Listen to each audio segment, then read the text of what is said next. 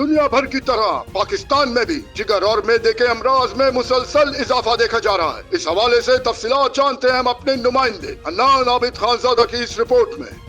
دنیا بھر کی طرح پاکستان میں بھی جگر اور معدے کے امراض میں مسلسل اضافہ دیکھا جا رہا ہے، جس کے سبب انسانوں میں موٹاپے میں اضافہ ہو رہا ہے، جبکہ معدے کی خرابی کے سبب کئی امراض انسانوں میں داخل ہو جاتے ہیں، جن کا علاج نہ ہونے سے انسان کو نقصانات کا بھی سامنا کرنا پڑتا ہے۔ خاص کر غریب افراد کے لیے علاج کرانا انتہائی مشکل ہو جاتا ہے، جس کے سبب مرض پھیلتا جاتا ہے۔ حکومت پاکستان کی کوششوں کے باوجود علاج معالجہ انتہائی مشکل ہو جاتا ہے، اس لیے پرائیویٹ اسپتالیں اور NGOs مختلف امراض کے خاتمے کے لیے عوام میں آگاہی فراہم کرنے کے لیے مفت میڈیکل کیمپ کا انعقاد کرتے ہیں۔ آج ٹنڈولیار کے نجی اسپتال کی جانب سے ضلع کی عوام خاص کر شہریوں کو ان امراض سے آگاہی فراہم کرنے کے لیے میڈیکل کیمپ کا انعقاد کیا گیا۔ آج کے کیمپ میں سینکڑوں افراد کا معائنہ کیا گیا، جن کا مفت چیک اپ کے ساتھ ساتھ انہیں مفت ادویات بھی فراہم کی گئی۔ ان خیالات کا اظہار ایلیشن انسٹی ٹیوٹ آف میڈیکل سائنس ایمس اسپتال حیدرآباد کے ڈائریکٹر پروفیسر محمد صادق میمن نے کیمپ کا افتتاح کے بعد مریضوں کو معائنہ کرنے کے بعد میڈیا سے گفتگو کرتے ہوئے کہا۔ انہوں نے مزید کہا کہ جگر کی خرابی اور معدے کی خرابی کے سبب آج کل موٹاپے کا مرض تیزی سے بڑھ رہا ہے، جس کی روک تھام انتہائی ضروری ہے۔ موٹاپا ایک ایسی بیماری ہے جس میں